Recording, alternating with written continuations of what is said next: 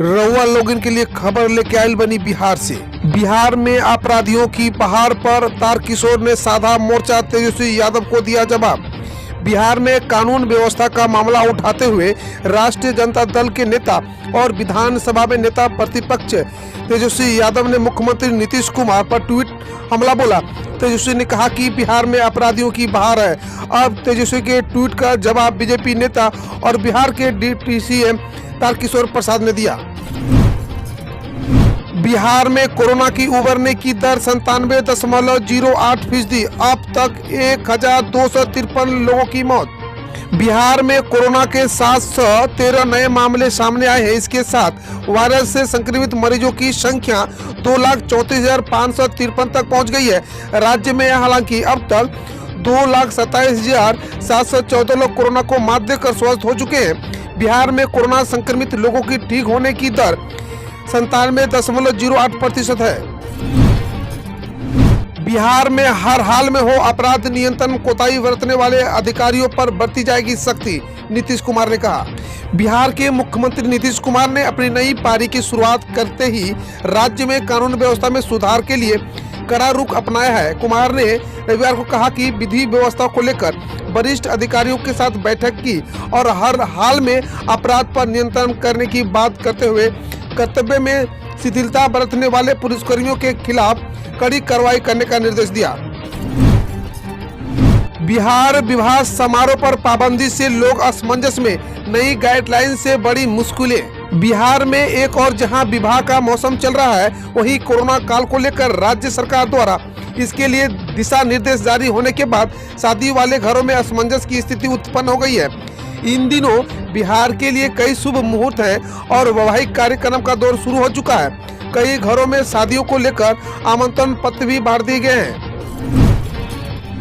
इधर बिहार की शादियों में लौटेगी रौनक, बैंड बाजे के साथ नाचिए लेकिन कोरोना से बच के। बिहार में शादी समारोह में लोगों को हो रही दिक्कतों को देखते हुए नीतीश सरकार ने कुछ रियायत दे दी है। रविवार को बिहार सरकार ने शादी समारोह के लिए नई कोरोना गाइडलाइन जारी की है।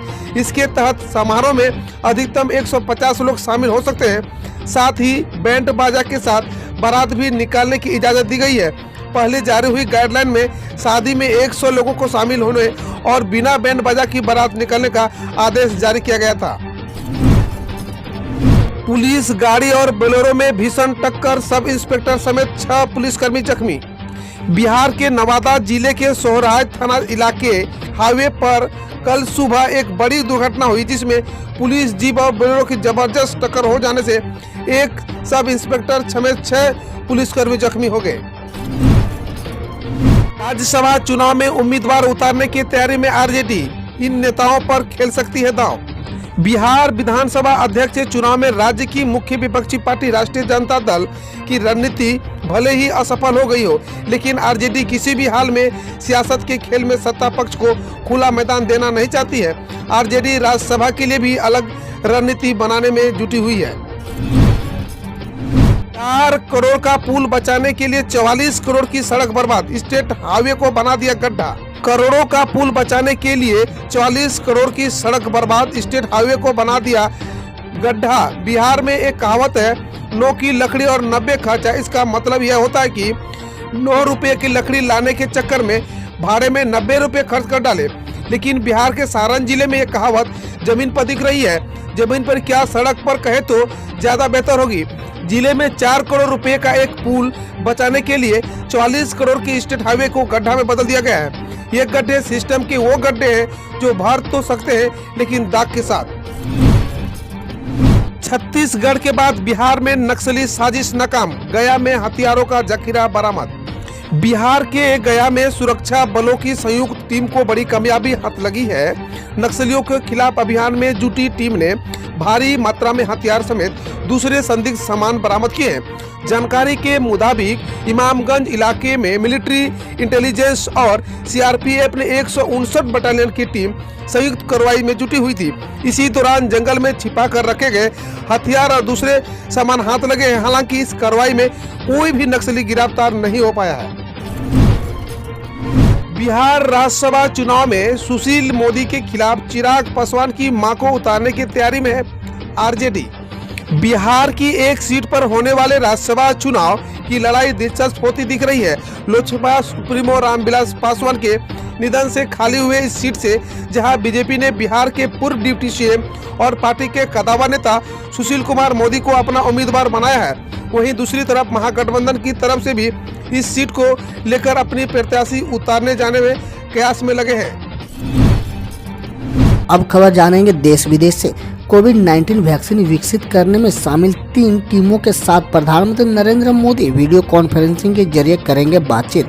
कोविड-19 के रोकथाम को लेकर तैयार की जा रही वैक्सीन में शामिल 3 कंपनियों की टीम के साथ प्रधानमंत्री नरेंद्र मोदी सोमवार को वीडियो कॉन्फ्रेंसिंग के जरिए बातचीत करेंगे।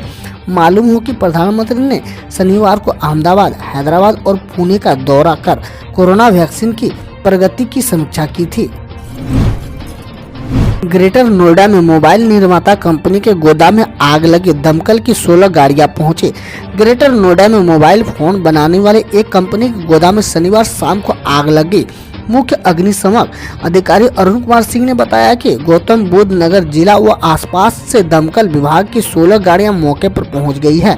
सिंह ने बताया कि अभी तक आग से किसी के हताहत होने की सूचना नहीं मिली है। गैर कानूनी धर्म परिवर्तन के खिलाफ यूपी में लाए गए कानून के तहत बरेली में दर्ज हुआ पहला केस।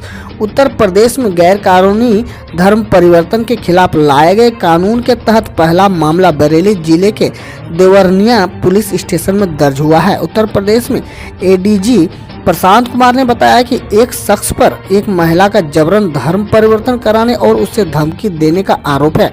बतौर पुलिस आरोपी अभी फरार है। किसानों के कल्याण के लिए प्रतिबद्ध है केंद्र सरकार, मन की बात में पीएम मोदी बोले। किसान आंदोलन के बीच प्रधानमंत्री नरेंद्र मोदी ने रविवार को मन की बात में कहा है कि केंद्र सरकार किसानों के कल्याण के प्रति प्रतिबद्ध है। उन्होंने कहा, कृषि सुधारों ने किसानों के लिए नई संभावनाएं के द्वार खोले हैं। वर्षों से किसानों की जो मांगे थी वो पूरी हुई। प्रधानमंत्री ने कहा, इन सुधारों से किसानों के लिए नए अधिकार मिले हैं। पार्टी में जाति और धर्म आधारित सेल नहीं होने चाहिए, नितिन गडकरी बोले। केंद्रीय मंत्री नितिन गडकरी ने कहा है कि राजनीतिक दलों में जाति और धर्म आधारित सेल नहीं बनाए जाने चाहिए। उन्होंने कहा, मेरी स्पष्ट राय है कि मनुष्य अपनी जाति से नहीं अपनी प्रतिभा से महान होता है। बीजेपी में भी हमारे अलग अलग सेल हैं। जब मैं पार्टी अध्यक्ष था तब मैं इसका अनुभव किया था। किसानों की सहमति के बिना बने कानून पर सरकार पुनर्विचार करे तो बेहतर, मायावती बोली। नए कृषि कानून को लेकर बीएसपी प्रमुख मायावती ने कहा है कि केंद्र सरकार द्वारा कृषि से संबंधित हाल में नए कानून बनाए गए हैं।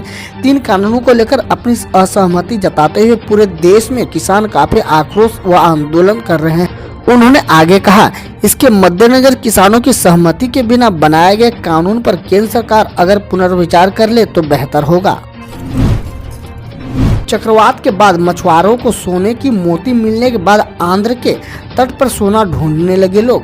चक्रवात निवार के बाद गोदावरी में कुछ मछुआरों को सोने के मोती टुकड़े मिलने के बाद स्थानीय लोग समुद्र तट पर पहुंच गए। पुलिस ने कहा, खबर आग की तरफ फैली और गांव वालों ने सोने के मोतियों की तलाश में बीच पर घूमना शुरू कर दिया। बतौर पुलिस, ये मोती हाल ही में बहे मंदिरों के हो सकते हैं। 100 साल पहले चुराई गई देवी अन्नपूर्णा की प्रतिमा कनाडा से वापस लाई जा रही है, पीएम मोदी बोले। प्रधानमंत्री नरेंद्र मोदी ने रविवार को कहा है कि हर भारतीय को जानकर यह गर्व होगा कि देवी अन्नपूर्णा की एक प्राचीन प्रतिमा कनाडा से वापस भारत लाई गई है। अपने रेडियो कार्यक्रम मन की बात में प्रधानमंत्री नरेंद्र मोदी ने कहा, करीब 100 साल पहले 1913 में इस प्रतिमा को वाराणसी के मंदिर में चुराकर देश के बाहर भेज दिया गया था। राहुल गांधी बोले, जो अब तक कृषि कानून को सही बात रहे वो किसानों के लिए खाक हल निकालेंगे। प्रधानमंत्री नरेंद्र मोदी के मन की बात कार्यक्रम के बाद कांग्रेस नेता राहुल गांधी ने किसान की बात हैशटैग के साथ लिखा है। जो कृषि कानून को अब तक सही बात रहे हैं वो क्या खाक किसानों के पक्ष में हल निकालेंगे। उन्होंने लिखा, वादा था किसानों की आय दोगुनी करने का। मोदी सरकार ने आय तो कई गुना बढ़ाई, लेकिन अडानी अंबानी की कोविड-19 वैक्सीन आने पर ओलंपिक से जुड़े एथलेटिक्स को मिलेगी वरीयता, खेल मंत्री बोले। खेल मंत्री किरण रिजिजू ने कहा कि कोविड-19 वैक्सीन उपलब्ध होने पर वैसे एथलेटिक्स और स्पोर्ट स्टाफ को वरीयता मिलेगी जो ओलंपिक से जुड़े हैं। उन्होंने कहा, हम सुनिश्चित करेंगे कि सभी अंतर्राष्ट्रीय प्रतिभागियों और आयोजकों को उनकी सुरक्षा सुनिश्चित करने के लिए आवश्यक महत्व दिया जाए। टोक्यो ओलंपिक्स अगले साल 23 जुलाई से 8 अगस्त तक के बीच खेला जाएगा। बीएमसी ने मास्क न पहनने पर करीब 8 महीने में वसूला 9 करोड़ 53 लाख जुर्माना। बीएमसी ने 8 अप्रैल से 26 नवंबर तक मास्क न पहनने पर 4 लाख से अधिक लोगों से कुल 9 करोड़ 53 लाख जुर्माना वसूला है। कुल जुर्माना में से 6 करोड़ 26 नवंबर के बीच वसूला गया। बीएमसी ने जुर्माना न भरने पर इन लोगों से सड़क साफ करवाने जैसी सामुदायिक सेवाएं करने को कहा गया है। हमने इलाहाबाद को प्रयागराज कर दिया तो हैदराबाद भाग्यनगर क्यों नहीं हो सकता है, योगी आदित्यनाथ बोले। यूपी के मुख्यमंत्री योगी आदित्यनाथ ने हैदराबाद में जीएचएमसी चुनाव के लिए प्रचार के दौरान कहा, कुछ लोग मुझसे पूछ रहे थे क्या हैदराबाद भाग्यनगर हो सकता है। बोले मुख्यमंत्री, मैंने कहा क्यों नहीं, यूपी में बीजेपी सरकार आई, हमने फैजाबाद को अयोध्या कर दिया। उन्होंने कहा हमने इलाहाबाद को प्रयागराज कर दिया, तो फिर हैदराबाद का वास्तविक नाम भाग्यनगर क्यों नहीं हो सकता है। प्रियंका वाड्रा बोली, खरबपति मित्रों के लिए लाल कालीन और किसानों के लिए रास्ते खोदती है बीजेपी। किसानों के प्रदर्शन के बीच केंद्र सरकार की आलोचना करते हुए कांग्रेस नेता प्रियंका गांधी वाड्रा ने कहा कि अपने खरबपति मित्रों के लिए बीजेपी लाल कालीन बिछाती है, लेकिन किसानों के लिए दिल्ली के रास्ते खोदे जा रहे हैं। उन्होंने कहा दिल्ली किसानों के लिए कानून बनाए और ठीक किसान सरकार को अपनी बात सुनने दिल्ली आए वो गलत है। जम्मू कश्मीर में डीडीसी के पहले चरण के चुनाव में 51.76% हुआ मतदान। राज्य चुनाव आयुक्त के शर्मा ने बताया कि केंद्र शासित प्रदेश जम्मू कश्मीर जिला विकास परिषद चुनाव के पहले चरण में 43 निर्वाचन क्षेत्र में कुल 51.76% मतदान हुआ है। बकोल कश्मीर आईजी विजय कुमार कश्मीर क्षेत्र में स्थित नियंत्रण में थे। गौरतलब है कि जम्मू कश्मीर से अनुच्छेद 370 हटने के बाद वहां पहली बार चुनाव हुआ है। विराट कोहली बने इंटरनेशनल क्रिकेट में सबसे तेज 22,000 रन बनाने वाले बल्लेबाज। ऑस्ट्रेलिया के खिलाफ दूसरे वनडे में रविवार को अपनी 87 गेंद में 89 रन की पारी के दौरान भारतीय कप्तान विराट कोहली ने अंतर्राष्ट्रीय क्रिकेट में 22,000 रन पूरे कर लिए हैं। 462 पारियां के साथ कोहली सबसे तेज रन 22,000 अंतर्राष्ट्रीय रन बनाने वाले बल्लेबाज बन गए। पिछले साल अक्टूबर में कोहली सबसे तेज 21,000 अंतर्राष्ट्रीय रन बनाने वाले बल्लेबाज बने थे।